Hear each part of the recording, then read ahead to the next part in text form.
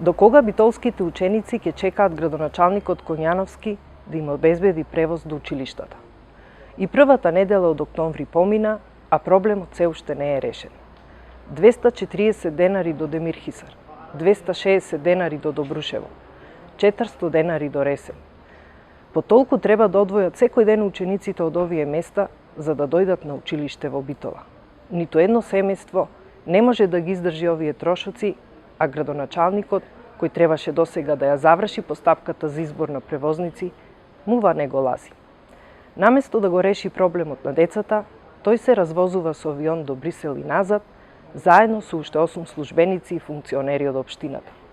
Битолчани платија за авионски карти и дневници на 9 буџетари, ама пари за учениците нема. Основното и средното училиште се задолжителни по закон градоначалниче Коњановски. Општината, односно вие, имате обврска да обезбедите превоз за учениците од околните места кои доаѓаат на настава во Битола.